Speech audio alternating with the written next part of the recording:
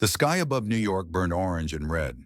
Commander Elena Vasquez stood on the roof of the United Earth Defense Headquarters and watched the alien ships descend through the clouds. There were thousands of them, maybe millions. She had stopped counting hours ago. The Corvathi had come without warning. One moment, humanity was celebrating its expansion to 47 colony worlds. The next moment, the largest fleet the galaxy had ever seen appeared at the edge of the solar system. They sent only one message before the attack began. It said, "You are a disease. We are the cure." Elena's communication device buzzed. It was Admiral Chen calling from the orbital defense platform. "Commander, the moon base is gone," he said. His voice was tired and broken. "Mars colony stopped responding 20 minutes ago. We have maybe 6 hours before they reach Earth." Elena closed her eyes. 6 hours. That was all humanity had left. "What are our options?" she asked. "We have 300 warships still operational. The Corvathi have over 50,000. The math does not work in our favor." Elena knew this already. She had known it from the moment the alien fleet appeared. Earth could not win this fight, but that did not mean humanity had to die. "Begin protocol exodus," she said. "Every ship that can fly needs to leave. Generation ships, cargo vessels, mining craft, everything. Send them in different directions. Tell them to run and never stop running." Admiral Chen was quiet for a moment. "And the defense fleet?" "We stay. We buy them time." The next 6 hours were the longest of Elena's life. She watched the evacuation from her command center. Thousands of ships launched from every continent, carrying millions of people into the unknown. They had no destination. They had no plan. They only had hope. The Corvathi fleet entered Earth's orbit at exactly midnight. Elena stood at her window and watched the first bombs fall. They were not normal weapons. They burned with a strange blue fire that spread across the surface like water. Entire cities vanished in seconds. Elena picked up her communicator one last time. She broadcast on every frequency, hoping that some of the fleeing ships would hear her final words. "This is Commander Elena Vasquez of United Earth Defense. Earth is falling, but humanity is not. We are scattered across the stars now. We are running into the darkness, but we will survive. And one day when our children's children's children are strong enough, they will return. Remember this day. Remember what they did to us. Remember and never forgive." She turned off the communicator and watched the blue fire approach her building. She was not afraid. She had done her duty. The Corvathi bombardment lasted 3 days. When it ended, Earth was a dead world. The oceans had boiled away. The atmosphere was poison. Nothing remained except ash and silence. The Corvathi were very proud of their work. They built monuments on the ruins of human cities. They recorded messages for future generations, explaining how they had saved the galaxy from a dangerous species. They called humanity a plague that had spread too fast and threatened the natural order. For the next 500 years, the Corvathi hunted the survivors. Their ships patrolled the edges of known space, searching for any sign of human activity. When they found a refugee ship, they destroyed it without mercy. When they discovered a hidden colony, they burned it to the ground. They were very thorough. They killed billions of humans during the long hunt. They found ships hiding in asteroid fields. They discovered bases built inside frozen moons. They tracked escape pods across empty sectors. Each time, they left no survivors. But space is vast, impossibly, unimaginably vast. And the Corvathi, for all their power, could not search every corner of the universe. Some ships escaped. They flew beyond the maps, beyond the charts, beyond the light of any known star. They entered the spaces between galaxies, the cold, empty voids where nothing lived. The Corvathi did not follow. Why would they? Nothing could survive out there. They were wrong. The first generation of survivors nearly died 100 times. Their ships were not designed for such long journeys. Systems failed. Food ran out. Diseases spread through crowded compartments. Many gave up hope and simply stopped trying to live. But others refused to surrender. They repaired their ships with whatever materials they could find. They rationed food until every crumb was precious. They held meetings where they repeated the same words over and over. "We will survive. We will return. We will make them pay." Children were born in the darkness between stars. They grew up hearing stories of a blue and green world called Earth. They learned about cities and oceans and forests. They learned about the Korvathi and what they had done. And they learned the most important lesson of all. Hatred could keep you warm when the universe was cold. Years became decades. Decades became centuries. The Korvathi stopped hunting. They declared victory and returned to their comfortable lives. They told their children that humanity was extinct, a brief mistake in the history of the galaxy. The monuments on Earth became tourist attractions. The story of the extermination became a legend, then a myth, then a boring chapter in history books that students skipped. The galaxy forgot about humanity, but in the void, in the impossible darkness where no life should exist, humanity remembered everything. They remembered the blue fire falling from the sky. They remembered Commander Vasquez's final broadcast. They remembered every death, every burned colony, every hunted ship. They built new homes on frozen rocks far from any star. They dug into asteroids and made cities underground. They learned to live in ways that their ancestors would not recognize. They changed their bodies to survive radiation and cold and hunger. They became something new. And through it all, they passed down one promise from parent to child, generation after generation, for 40,000 years. We will return. We will reclaim our home. And the Korvathi will learn that some things cannot be killed. The survivors called themselves the Remnant. They watched the distant lights of the galaxy, and they waited. They had all the time in the universe. Humanity was patient. Humanity was angry. And humanity never forgot. 10,000 years after the fall of Earth, a girl named Kira was born on a ship called the Wandering Hope. The ship was old. Its walls were covered with rust and patches. Its engines made strange sounds that kept the crew awake at night. But it was home to 3,000 people, and Kira loved every broken part of it. On her 10th birthday, her grandmother took her to the observation deck. This was a special place. The windows showed nothing but empty space, but the walls were covered with paintings and photographs of Earth. There were pictures of mountains and rivers and animals that Kira had never seen. There were drawings of cities with buildings that touched the clouds. Her grandmother pointed to a faded painting of a blue planet. "That was our home," the old woman said. "The Korvathi took it from us. Do you know what we say about that?" Kira nodded. Every child knew the words. "We will return. We will reclaim. We will remember." Her grandmother smiled. "Good. Never forget, child. We survived so that one day our children can go home." This was life in the Remnant. Every ship, every hidden base, every scattered community passed down the same stories and the same promise. The details of Earth became almost religious. People memorized the names of cities that no longer existed. They celebrated holidays from a world they had never seen. They kept the memory of home alive like a sacred fire. But survival was hard. The early centuries were the worst. Different groups of survivors found each other in the void, and they did not always get along. Wars broke out over resources, over territory, over different ideas about how humanity should move forward. Some groups wanted to find a new home and forget about Earth forever. They said that revenge was foolish. The Korvathi were too powerful. Humanity should accept its new life and move on. Others disagreed violently. They said that forgetting Earth would mean the Korvathi had truly won.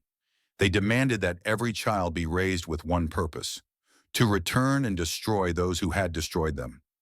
These conflicts killed millions. For a while, it seemed like humanity would finish the job the Korvathi had started. The survivors were destroying themselves. Then in the year 15,000, a woman named Ada Ora Okonkwo united the largest factions under a single agreement. She called it the Covenant of Return. It was not a government. It was not a set of laws. It was simply a promise that all humans would make, regardless of their other beliefs. The covenant had only 3 rules. First, every generation would teach the next about Earth and what was lost. Second, no human would ever attack another human over resources or territory. Third, when the time came, all of humanity would work together to reclaim their home. Adeora traveled from ship to ship, from station to station, convincing people to accept the covenant. She spoke with passion and logic. She reminded them that their real enemy was still out there, living comfortably while humanity suffered in the dark. Most agreed. Those who did not were not punished, but they were isolated. Over time, the covenant became the foundation of all human society. With unity came progress. Scientists from different ships shared their discoveries. Engineers worked together to build better technology. Doctors developed new medicines. Slowly, humanity began to adapt to its strange new existence. They changed their bodies to survive the harsh conditions. They engineered themselves to need less food, to resist radiation, to live longer. Some humans could now survive in vacuum for short periods. Others could see in complete darkness. The modifications were passed down to their children, who passed them to their children. They also advanced their technology beyond anything their ancestors had imagined. Without the rules and limitations of galactic society, human scientists explored forbidden areas of research. They learned to fold space, traveling vast distances in moments. They harnessed energy from the void itself. They built weapons that could destroy stars. All of this progress had one purpose. Every invention, every discovery, every advancement was measured against a single question. Will this help us take back Earth? 20,000 years passed. 30,000. The remnant grew from desperate survivors to a powerful civilization hidden in the darkness. They built great stations in the void between galaxies. They created fleets of warships that could challenge any force in known space. And finally, in the year 38,000, they sent scouts back into the galaxy. The scouts were specially modified humans who could pass as members of other species. They entered Korvathi space carefully, watching and learning. What they found made them smile. The Korvathi Dominion had grown soft. They had not fought a real war in thousands of years. Their military was more concerned with parades than combat. Their technology had barely advanced since the days of Earth's destruction. They had become fat and lazy, convinced that they were the masters of the galaxy forever. The scouts sent a message back to the remnant. It contained detailed reports on Korvathi defenses, political weaknesses, and military capabilities. At the end of the message were three simple words: "We are ready." When the leaders of the remnant received this message, they called a great assembly. Representatives from every ship and station gathered to hear the news. When the scouts' report was read aloud, there was silence. Then someone began to chant the old words: "We will return. We will reclaim. We will remember." Others joined in. Soon, millions of voices spoke together, connected across the void by communication networks that spanned the darkness between galaxies. 40,000 years of waiting were about to end. Humanity had survived the unsurvivable. They had grown strong in the dark, and now they were coming home. The Korvathi had forgotten about the species they had tried to exterminate. They were about to be reminded. Admiral Korath enjoyed his morning tea on the balcony of his home on Korvax Prime. The capital world of the Dominion was beautiful in the early light. Towers of crystal and metal rose toward the sky. Flying vehicles moved in orderly patterns between the buildings. Everything was peaceful. Everything was perfect. He had served in the Korvathi military for 200 years, and not once had he seen real combat. There were small conflicts sometimes, minor rebellions on distant worlds, but nothing serious. The Dominion was too powerful. No species dared to challenge them. Korath thought about the old stories. His grandfather had fought in the human extermination 40,000 years ago. He had told young Korath about the blue fire falling on the human homeworld, about the hunts across the galaxy. Those days seemed like ancient history now. The humans were gone, and the galaxy was at peace. He finished his tea and prepared for another boring day of paperwork. 3 hours later, he was dead. A human agent who had spent 30 years pretending to be his personal assistant put a small device in his tea. The poison was painless, but absolute. Across the planet, 17 other high-ranking military commanders died in similar ways. Some had heart attacks, some fell asleep and never woke up, some simply disappeared. By noon, the entire senior command structure of Korvax Prime's defense fleet had been eliminated. Nobody knew that the war had already begun. The human infiltration had started 300 years earlier. Genetically modified agents entered Korvathi space in small numbers, disguised as members of allied species. They took jobs in government offices, they joined corporations, they married into important families, they raised children who were also agents. These sleeper operatives did not attack. They watched. They listened. They learned the weaknesses of the Dominion and sent reports back to the Remnant. They planted viruses in computer systems that would wait decades before activating. They slowly moved into positions of power and influence. When the Remnant finally gave the order to begin, the agents were ready. The first human warship appeared above Korvax Prime at exactly sunset. It was a massive vessel, black against the orange sky. It emerged from folded space without warning, bypassing all the long-range detection systems. The orbital defense platforms tried to respond. They powered up weapons that could destroy cities. They prepared missiles that could crack continents. But when the commanders pressed the buttons, nothing happened. The virus that had been sleeping in their systems for 40 years had finally woken up. Every weapon, every shield, every communication device on the platform simply stopped working. The defenders could only watch as the human ship began its attack. The ship did not target civilians. It struck military installations with surgical precision. Bases exploded. Command centers vanished. Supply depots burned. In 2 hours, the defensive capability of humanity's greatest enemy was reduced to nothing. Then the ship disappeared, folding back into the void as quickly as it had come. The Korvathi government tried to understand what had happened. They sent messages to their fleet, calling for reinforcements. The messages never arrived. Every communication satellite in the system had been sabotaged. When they finally managed to contact other worlds, they learned that Korvax Prime was not alone. 17 major systems had been attacked in the same hour. Military targets across the Dominion had been destroyed. Thousands of Korvathi soldiers were dead, and not a single human had been seen. The High Council called an emergency meeting. They were proud rulers, the descendants of the species that had cleansed the galaxy of the human plague. They did not want to believe what their advisors told them. "Impossible," said Counselor Vareth. "The humans are extinct. We killed them all." "The evidence suggests otherwise," said General Marath, one of the few surviving military commanders. "The weapons used against us match no known technology. The attack patterns suggest a species that has been planning this for millennia. And there is one more thing." He activated a screen. It showed a recording from a security camera at one of the destroyed bases. In the final moment before the explosion, a message had been broadcast on all frequencies. A human voice spoke in perfect Korvathi. "Earth remembers." The council chamber was silent. For the first time in 40,000 years, the Korvathi felt fear. Over the following months, the attacks continued. Human fleets appeared without warning, devastated their targets, and vanished before reinforcements could arrive.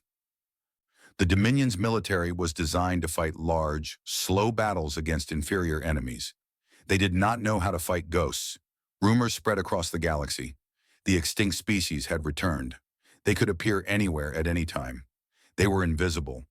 They were unstoppable. They wanted revenge. Some Korvathi leaders tried to negotiate. They sent messages into space, offering peace, offering reparations, offering anything.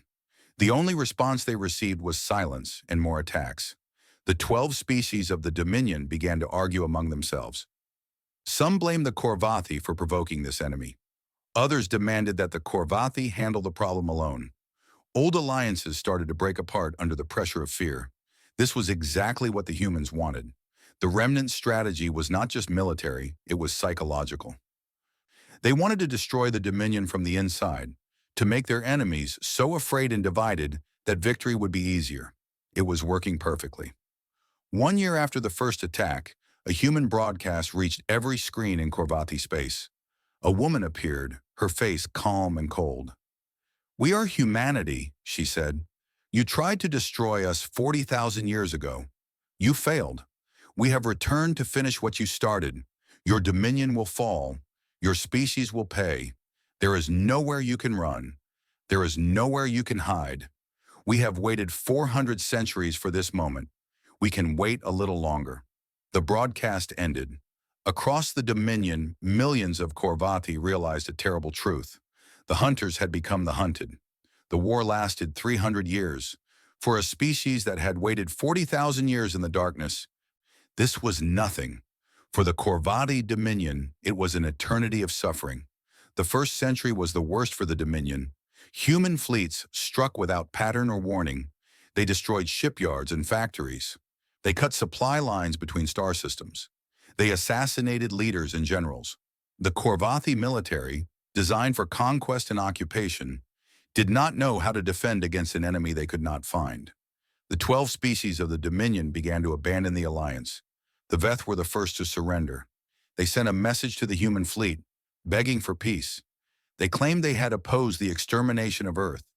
They said they were forced to participate. The human response was brief. We have records of Veth ships hunting refugee vessels for 300 years. Your apology is noted and rejected. The Veth homeworld burned the next week. One by one, the other species tried to escape the coming punishment. Some offered to fight against the Korvathi. Some revealed the locations of hidden bases and secret weapons. Some simply fled to the edges of the galaxy, hoping to hide. None of it mattered. The humans had spent centuries learning everything about the Dominion. They knew every secret, every weakness, every hidden place. There was nowhere to run. But as the war continued, arguments arose within humanity itself. The Covenant of Return had united the remnant for 40,000 years. But it had not specified what would happen after victory. Different factions had different ideas about justice. The absolutists wanted total extinction. They argued that the Korvathi had tried to kill every human, so every Korvathi should die in return. An eye for an eye, a species for a species. The moderates disagreed. They said that killing billions of innocent civilians would make humanity no better than its enemies. They wanted to punish the guilty and spare the rest. Fleet Admiral Marcus Chen spoke at the great debate that would decide the matter. I understand the anger, he said. My family has carried the memory of Earth for 400 centuries. Every one of my ancestors swore the oath of return. I want vengeance as much as anyone. He paused, looking at the assembled leaders. But I also remember the other lessons our ancestors taught us. We are not the Korvathi. We do not burn worlds because their inhabitants are different from us. We are human. We are better than this. The absolutist leader, a woman named Yuki Tanaka, responded with fury. Better? We spent 40,000 years hiding in the darkness because of what they did. Billions of our people died in the long hunt. Children froze to death on refugee ships while the Korvathi celebrated their victory. And you want to show them mercy? The debate lasted for months. In the end, a compromise was reached. The Korvathi military and government would be completely destroyed. Their homeworld would be burned, as Earth had been burned. But civilians who surrendered would be allowed to live. They would lose their technology and their freedom, but they would survive. Some called this justice, others called it weakness. But it was the decision of the Covenant, and all humans agreed to honor it. The final battle took place above Korvax Prime, 293 years after the first attack. The Dominion had gathered every remaining ship for a last desperate defense. 3,000 warships formed a wall between humanity and the Korvathi homeworld. Against them came the full might of the remnant. 50,000 human vessels emerged from folded space, surrounding the defenders completely. The size difference was absolute. The Dominion fleet looked like insects before a storm. Admiral Chen broadcast a message to the Korvathi commander. You are outnumbered and outmatched. Surrender now, and your civilians will be spared. Continue to fight, and everyone dies. The Korvathi commander was an old soldier named Vareth. He had been born during the war and had never known peace. He looked at his crew, at the young faces that had grown up fighting an enemy they could not defeat. We will not surrender, he said. Our ancestors destroyed your world. We will not dishonor them by begging for our lives. Chen nodded, even though Varath could not see him. I understand. I would probably do the same. The battle lasted 4 hours. The Korvathi fought with courage and skill. They took down over 2,000 human ships before the end. But the outcome was never in doubt. When Varath's flagship exploded, the remaining Korvathi vessels stopped fighting. They had no leaders left. They had no hope left. Human Marines boarded the surviving ships and took the crews prisoner. True to the Covenant's promise, they were not killed. They were transported to holding facilities where they would wait while their fate was decided.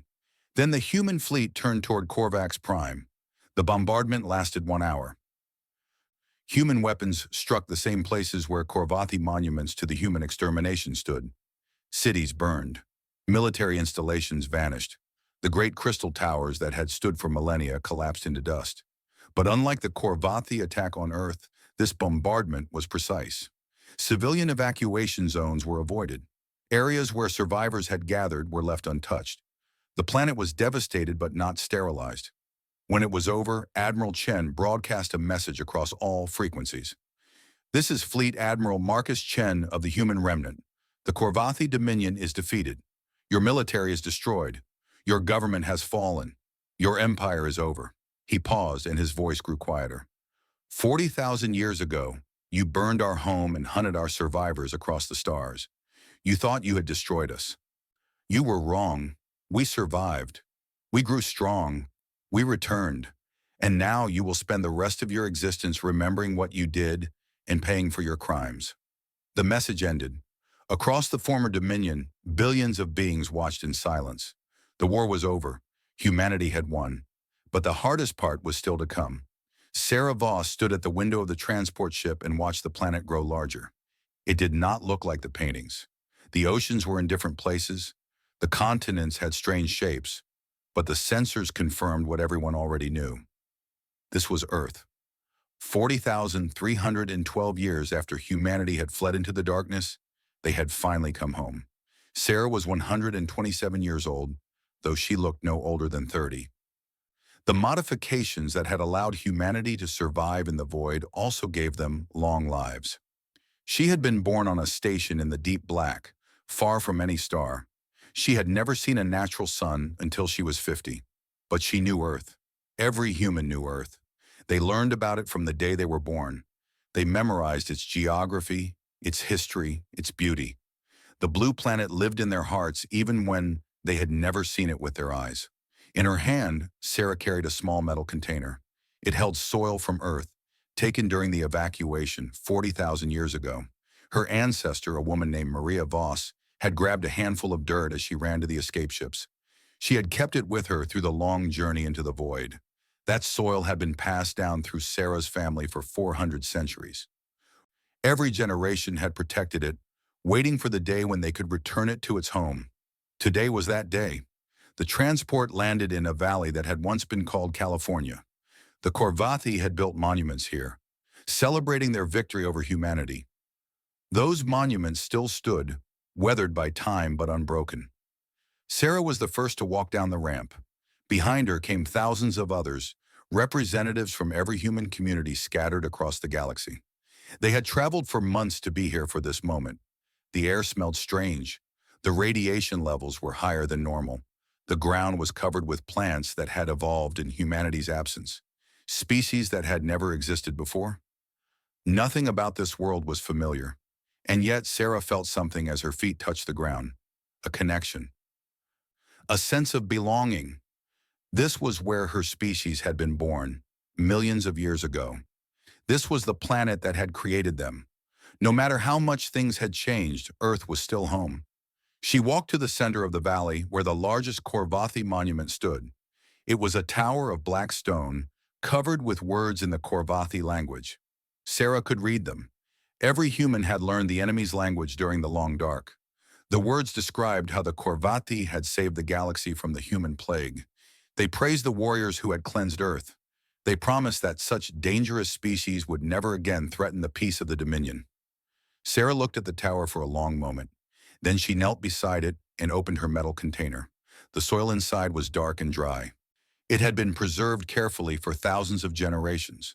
Sarah poured it slowly onto the ground, mixing the ancient earth with the new. "We came back," she said softly, "just like we promised." She stood and turned to face the crowd behind her. Millions more were watching through neural links, connected from stations and ships across the galaxy. This moment belonged to all of humanity. "For 40,000 years we survived," Sarah said. "We suffered. We changed. We became something our ancestors would not recognize. But we never forgot who we were. We never forgot what was taken from us. And we never stopped believing that one day we would come home." She gestured at the monument behind her. "They thought they had destroyed us. They built these towers to celebrate our death. But we are not dead. We are here. And these monuments will stand as a reminder of what happens when you try to exterminate humanity." The crowd was silent. Sarah could feel the weight of history pressing down on this moment.